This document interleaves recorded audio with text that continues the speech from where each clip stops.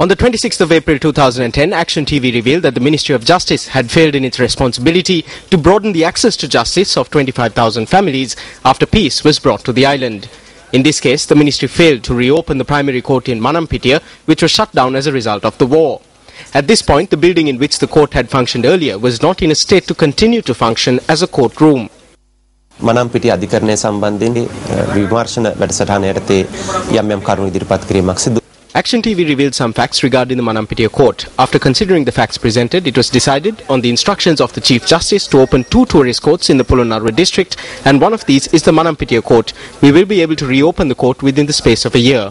අපිට වසරක් වගේ කාලයක් ඇතුළත හැකියාවක් ලැබෙයි මනම්පිටිය සංචාරක අධිකරණය යලි ආරම්භ කිරීමට.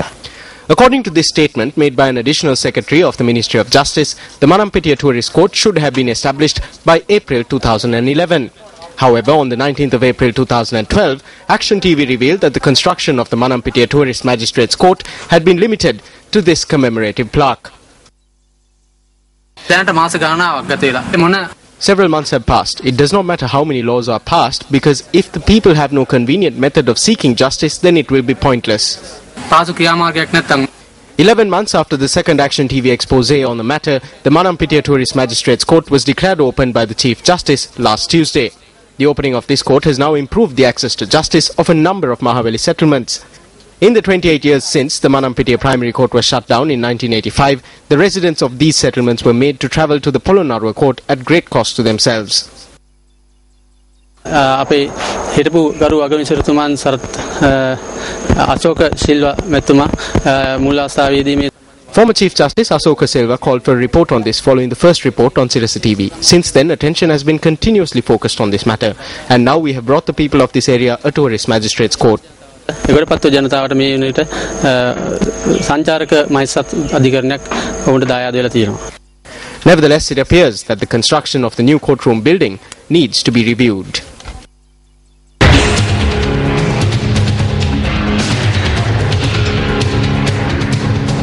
In more local news, a petition filed seeking bail for MP Duminda Silva will be taken up on the 11th of this month before Colombo High Court Judge Lalit Jayasuriya. The petition filed by MP Duminda Silva's father says that the MP sustained internal injuries to his head when he was shot at. The petitioner seeks that MP Silva be granted bail so that he has constant access to medical attention. Duminda Silva is currently receiving treatment at a private hospital in Colombo under remand custody. Now, a question was raised at the Cabinet media briefing held in Colombo today regarding the arrest of MP Duminda Silva, who is a suspect in a murder investigation.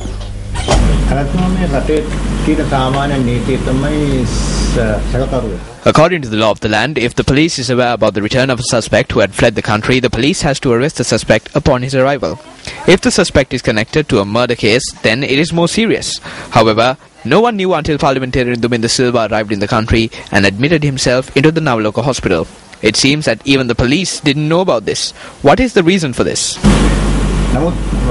දුර්මිත තෙල්ල මන්ත්‍රීවරයා කවුරුවත් දන්නේ නැහැ මේ Navaloka hospital එකට ගිහිල්ලා board එකට ඇතුල් වෙනකන් කිසි කෙනෙක් දන්නේ නැහැ පොලිසියවත් දන්නේ නැහැ වගේ තමයි පේන්නේ. මොකද්ද මේකට හේතුව? නවලෝකයකට. Did you go to see him? පින්තූරක් දැම්මේ? මම දැක්කේ නැහැ. අමුතුම සෙල්ලම කියන්නේ ඩෙලි මෙල්. I didn't see the picture because I was in Ramminithan. The papers don't come there. එහාට පත්තරේ එන්නේ නැහැ. Questions of the police and the security forces capability. They didn't know till his lawyers informed. They should have known. Correct. So there is I think a lapse on the part of the law enforcement group. So that has to be looked into if that is the case. 4 individuals, including Bharat Lakshan Premchandra, were murdered on the 8th of October 2011. Parliamentarian Duminda Silva, who also suffered injuries in the incident, received treatment at the Sri Jayawardhanapura Hospital. He left hospital on the 2nd of November 2011. Let's take a look at the incidents that unfolded thereafter.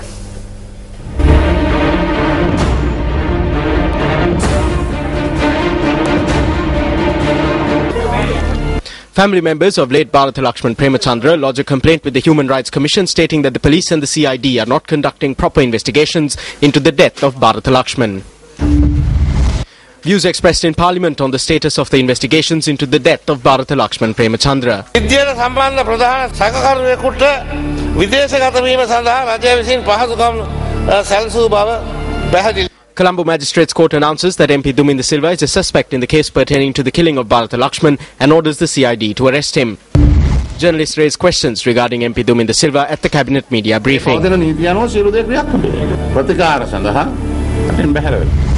Why is Duminda Silva not being arrested? Journalists posed questions to the police media spokesperson.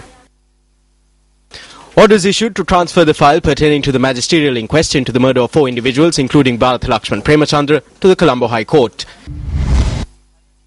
A newspaper report regarding a conspiracy to murder Hirunika Premachandra brought to the attention of the court.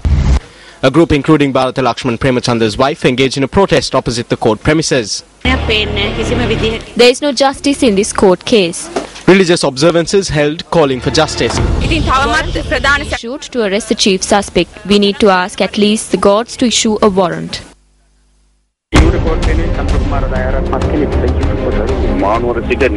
Sri Lanka's first crowdsourcing initiative is a resounding success. Thousands of you have signed up to be News First You reporters. If you want to sign up, here's your chance.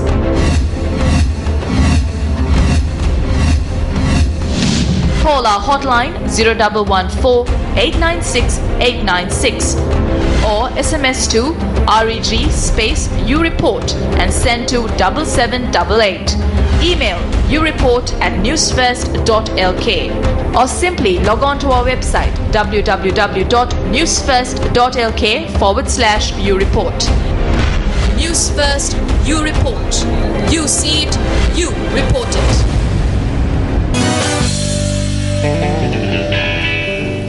On to sports news, the longest unbroken cricketing encounter in the world. The Battle of the Blues, the 134th Battle of the Blues between St. Thomas's College, Mount Lavinia and Royal College, Colombo got underway at the SSC grounds in Colombo in grand style filled with papare sounds and loud cheers.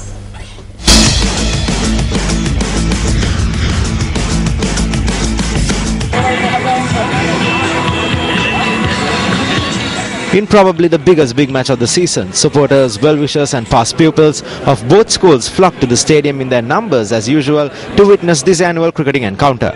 Shield holders St. Thomas's College, Mount Lavinia were invited to bat first by the challengers Royal College, Colombo. The boys from the school by the sea posted a first innings total of 192 runs all out. Devin Jaisingh top-scored for the Thomians with 74 runs. Ravindra Tilakaratne was unbeaten on 26 while Helkamal Nanayakara made 24 runs. Chamila Karunaratne bagged 5 wickets for 55 runs for the lads from Reed Avenue. In reply, the Royalists were 11 runs for no loss in their first innings at stumps. The 3-day encounter resumes tomorrow.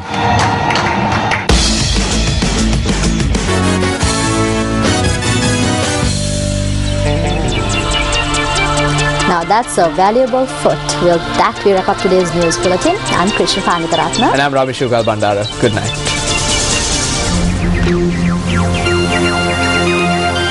Hotline 0114-896-896. www.newsfirst.lk. Feedback at newsfirst.lk.